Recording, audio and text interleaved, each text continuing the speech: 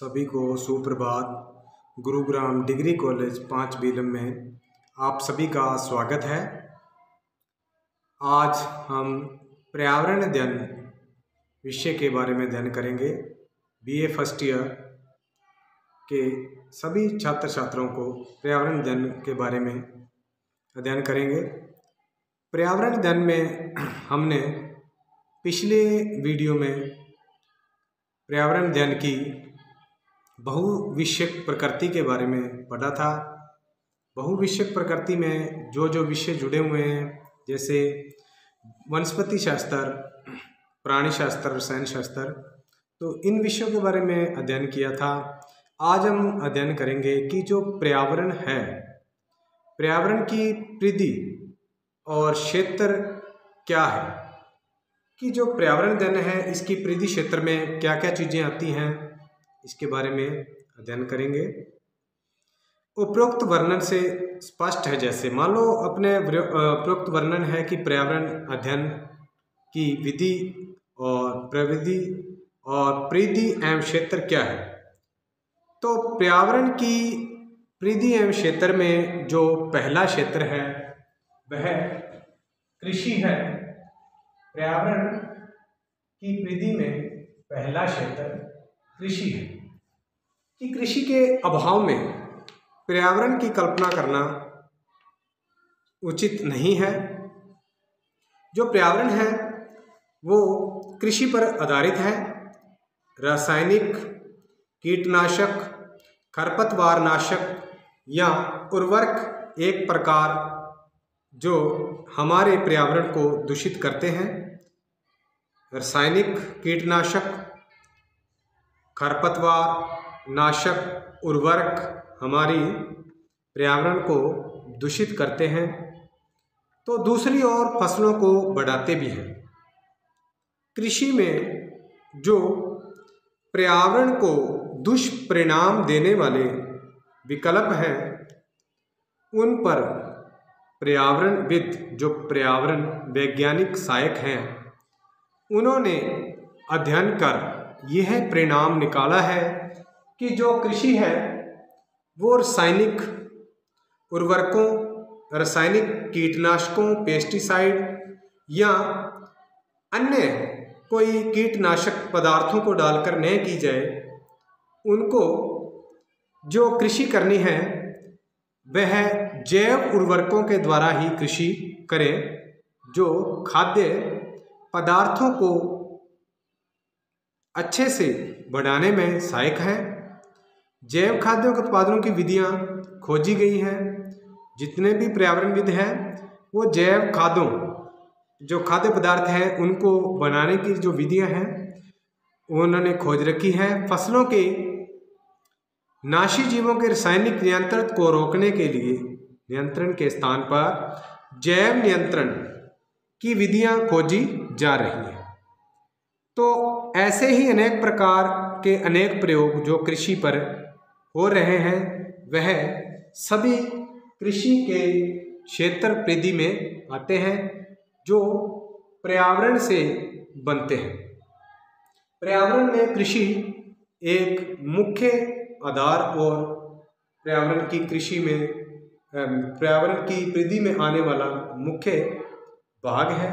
या कृषि, हमारा देश है जो कृषि प्रधान देश है, लेकिन इसमें हमें जैविक कृषि करने के लिए पर्यावरणविद कहते हैं। फिर आता है अध्ययन और प्रयोग। दूसरा जो इसका टॉपिक है अध्ययन एवं प्रयोग।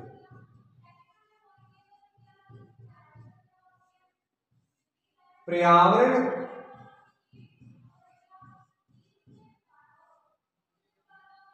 की परिधि व क्षेत्र, पर्यावरण की विधि व क्षेत्र के अंतर्गत पहले तो कृषि आता है, फिर उसके बाद अध्ययन एवं प्रयोग आते हैं। कि जब पर्यावरण के बारे में अध्ययन किया जाता है, प्रयोग किया जाता है, तो पर्यावरणविदों का प्रयोगकर्ताओं को आगाह है, मतलब प्रयोगकर्ताओं को भी एक वैज्ञानिक अध्ययन के नाम पर जातियों का विनाश किया जाता है। जो वैज्ञानिक प्रयोगों के आधार पर अन्य जीव जंतुओं व पेड़ पौधों का विनाश किया जाता है, उनको भी रोका जाए। अगर उनको रोका जाएगा तो ये पर्यावरण की विधि अध्ययन परिधि के अंदर, क्षेत्र के अंदर अध्ययन और प्रयोग के अंतर्गत आ सकते हैं। जैसे पर्यावरणविद जो प्रयोग में अध्ययन करते हैं, जैसे कोई मेंढक है, चूहा है, बंदर है, तो इन पर अध्ययन और प्रयोग किया जाता है। तो जो एक प्रजाति को विलुप्त होने के कगार पर ले जाता है। आगे है अपना तीसरा जो पॉइंट है वो है उद्योग धंधे व पर्यावरण। 1 नंबर पे कृषि, 2 नंबर पे अध्ययन एवं प्रयोग, 3 नंबर पे उद्योग धंधे व पर्यावरण। उद्योग धंधे में पर्यावरण। उद्योग धंधे में पर्यावरण क्या है कि जैसे अनेक उद्योग गैसीय, जल, तरल, ठोस, अपशिष्ट पदार्थ, अनेक जो उद्योग हैं, उद्योगों से निकलने वाले क्या है, गैसीय है, जलीय या तरल, ठोस, अपशिष्ट पदार्थ जो होते हैं अन्यत्र उत्पन्न किए जाते हैं। जो अत्यधिक विषैले होते हैं, उद्योग धंधों से निकलते हैं जो विषैले पदार्थ, अपशिष्ट पदार्थ, वह भी पर्यावरण को प्रभावित करते हैं, वातावरण की गुणवत्ता को प्रभावित करते हैं। और वातावरण की जब गुणवत्ता प्रभावित होती है तो उनकी अत्यधिक सीमाएं क्या हो, वातावरण की गुणवत्ता जब प्रभावित होती है तो उसकी गुणवत्ता को बनाए रखने की जो सीमाएं हैं उन्हें हटाना चाहिए और उन्हें किस प्रकार उपचारित कर हानिकारक बनाया जाए, या सब पर्यावरणीय अध्ययन के क्षेत्र में आते हैं। कि पर्यावरण में जो उद्योग धंधे पर्यावरण है ये एक दूसरे को प्रभावित करते हैं। उद्योग धंधे ही पर्यावरण को प्रभावित करते हैं और उद्योग धंधों से निकलने वाले जो अपशिष्ट पदार्थ हैं वो पर्यावरण को पूर्णतः प्रभावित करते हैं। उन्हें रोकने के सुझाव दिए जाने चाहिए और ये पर्यावरण की परिधि और क्षेत्र में ही आते हैं और इनको रोकना जरूरी होता है। फिर आता है विकासात्मक गतिविधियां व पर्यावरण। विकासात्मक गतिविधियां व पर्यावरण 4 नंबर पे है। विकासात्मक गतिविधियां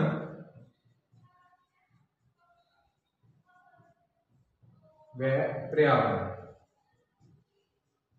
तो विकासात्मक जो गतिविधियां हैं, जैसे हमारे बड़े क्षेत्रों में विकास के नाम पर सिर्फ क्या उद्योग स्थापित किए जाते हैं कि किसी विकास को बढ़ावा देने के लिए बड़े उद्योग बनाए जाते हैं, किसी बड़ी नहरों के ऊपर जो परियोजनाएं बनाई जाती हैं, नदियों के ऊपर बांध बनाए जाते हैं, ये सभी क्या करते हैं, पर्यावरण को प्रभावित करते हैं। विकासात्मक गतिविधियां पर्यावरण को प्रभावित करते हुए जैसे बांध बनाना, बड़ी सड़कें बनाना जैसे कार्य होते हैं वह पर्यावरण को प्रभावित करते हैं। एक बड़ा बांध बनाने के लिए सतत जल की आवश्यकता होती है। सतत जल प्रवाह का आवास स्थिर जल के आवासों में बदल जाता है। अब जब एक बड़ा बांध बनाने का उद्देश्य क्या होता है कि जो चलता हुआ लगातार चल रहा जो पानी है उसके ऊपर बांध बनाया जाता है। तो वो जो बांध बनाया जाता है तो बांध में चलते हुए प्रवाहित जल को रोककर बनाया जाता है, जिसके आसपास के क्षेत्र जलमग्न हो जाते हैं, जिससे जान माल को भी हानि होती है, जो कि पर्यावरण को बहुत ही ज़्यादा प्रभावित करते हैं। जिससे मछलियों को प्रवासन की सुविधा, मछलियों को एक जगह से दूसरे जगह जाने की मतलब आवास स्थिर करने की प्रवासन करने की सुविधा नहीं मिलती। जल निगमन क्षेत्र में आकर जलमग्न हो जाते हैं। जहाँ पर मिट्टी का जो स्तर है नीचा होने से वो जगह जलमग्न हो जाती है इस प्रकार जो विकासात्मक गतिविधियां हैं हमारे देश में या हमारे विश्व में, वो भी पर्यावरण को प्रभावित करती है। तो पर्यावरण के क्षेत्र में, पर्यावरण की परिधि एवं क्षेत्र में विकासात्मक गतियों का नियंत्रण करते हुए, विकासात्मक गतियों को नियंत्रण करते हुए पर्यावरण को सुचारू रूप से बनाए रखने का सुझाव भी दिया जाता है। फिर आता है शहरीकरण और पर्यावरणीय अध्ययन। फिर 5 नंबर पे इसमें है शहरीकरण एवं पर्यावरणीय अध्ययन। शहरीकरण, तो अपने शहरीकरण भी पर्यावरण पर प्रभाव पड़ता है। शहरों को बड़ी मात्रा में आवश्यक संसाधन चाहिए होते हैं, जैसे जल, लकड़ी, ईंधन के अन्य संसाधन, जो भारी मात्रा में शहरों में अपशिष्ट रूप में अपशिष्ट उत्पन्न करते हैं। जैसे शहरों में भारी मात्रा में व्यर्थ पदार्थ जो व्यर्थ बहाए जाते हैं, पानी व्यर्थ बहाया जाता है, तो वो भी अपशिष्ट के रूप में बाहर आता है। शहरीकरण का पर्यावरण पर बहुत प्रभाव, संभावित निराकरण, ठोस अपशिष्ट पदार्थों व जल मल का उपचार एक पर्यावरणविद की रुचि का विषय है। अब शहर में ज़्यादा जनसंख्या होने पर, तरह तरह की चीज़ों का इस्तेमाल करने पर वहाँ पे प्रदूषण बढ़ता है, और जो शहर में जल के कारण ज़्यादा जल व्यर्थ करने के कारण जल मल से अपशिष्ट पदार्थ जो शहर की सड़कों पर आ जाता है, उनके बारे में उपचार का जो अध्ययन किया जाता है, वह भी पर्यावरण की परिधि और क्षेत्र में आता है। फिर आता है अंतरिक्ष एवं पर्यावरणीय अध्ययन। अंतरिक्ष में क्या है कि अंतरिक्ष जो पृथ्वी से बाहर, अंतरिक्ष व पर्यावरणीय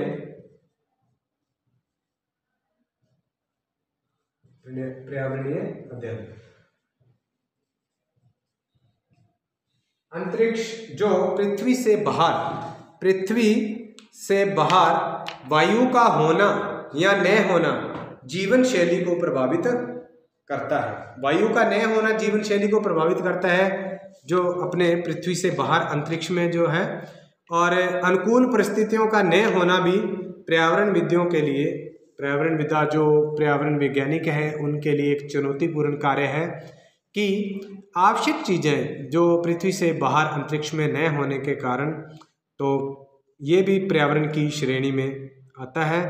तो क्योंकि अध्ययन के कृत्रिम आवश्यक परिस्थितियों का निर्माण के विषय में जानकारी प्राप्त करना, यही नहीं अंतरिक्ष में एकत्र हो रहा मलबा भी इसकी चिंता का विषय है, जो कि पर्यावरण अध्ययन पर आधारित है। अंतरिक्ष में जो अनावश्यक कचरा या मलबा इकट्ठा हो रहा है, वो भी पर्यावरणीय अध्ययन, पर्यावरणीय परिधि एवं क्षेत्र के अंतर्गत आता है। फिर आता है वाहन उद्योग एवं पर्यावरण। वाहन उद्योग एवं पर्यावरण।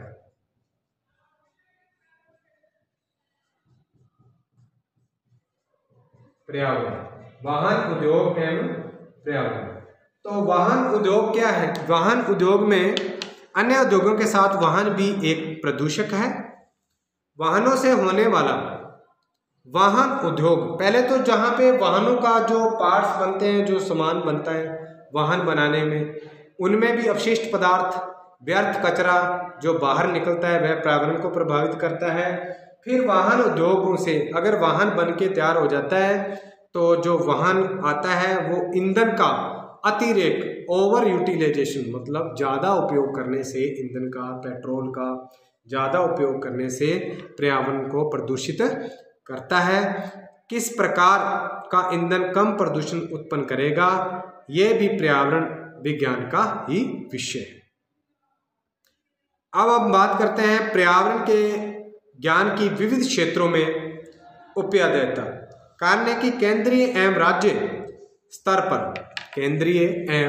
स्तर पर पर्यावरण प्रदूषण नियंत्रण बोर्ड एनवायरमेंटल इंजीनियरिंग के पाठ्यक्रम उपलब्ध कराए गए। पर्यावरण अध्ययन विषय को अच्छे से पढ़ने के लिए, प्रकृति में क्रियान्वित करने के लिए केंद्रीय एवं राज्य स्तर पर पर्यावरण नियंत्रण बोर्ड ने एनवायरमेंटल इंजीनियरिंग के पाठ्यक्रम में पर्यावरणीय अभियांत्रिक के पाठ्यक्रम सिलेबस में ये सिलेबस लगाया है कि उनके लिए 4 संस्थाएं बनाई हैं, यूरो फर्स्ट, यूरो सेकंड और भारत फर्स्ट, भारत सेकंड संस्थाएं बनाई हैं, जो कि अनावश्यक सर्कस प्लेस जो होते हैं, जहां पर अनावश्यक रूप से जानवरों का प्रदर्शन किया जाता है, और प्रयोगशालाओं में विषाणुओं पर रोक, बड़े बांधों के निर्माण का विरोध करने के उद्देश्य से चलाए गए हैं। बड़े बांध का प्रयोग भी बनाना पर्यावरण के लिए एक बहुत बड़ी चुनौती है, और जानवरों का सर्कसों में अनावश्यक रूप से उपयोग करना भी पर्यावरण के लिए चुनौती है। ठीक है, उसके बाद है पर्यावरण प्रदूषण, पर्यावरण का लेखा जोखा। पर्यावरण प्रदूषण, पर्यावरण का लेखा जोखा, इसके अंतर्गत निम्न विषयों पर अध्ययन किया जाता है। पर्यावरण प्रदूषण और पर्यावरण के लेखा जोखे में निम्न विषय जो हैं वो हैं विभिन्न जीवों, कीटों आदि के जीवन चक्र का प्रभाव। जो पर्यावरण अध्ययन है उसमें विभिन्न जीवों के जीवन चक्र पर पड़ने वाले पर्यावरण के प्रभाव के बारे में अध्ययन किया जाता है। उनके जन्म व मृत्यु पर प्रभाव, क्या पर्यावरण का प्रभाव पड़ता है, इसके बारे में अध्ययन किया जाता है। नंबर 3 पे आता है उनके विलुप्त होने के कारण। क्या पर्यावरण में कोई वन्य जीव प्रजाति विलुप्त हो रही है तो उसका क्या कारण है, क्यों, जो कारण है वो पर्यावरण को कैसे प्रभावित करते हैं, किन कारणों से वन्य प्राणी व वन्य जीव जो हैं उनकी प्रजातियां जो हैं वो विलुप्त हो रही हैं।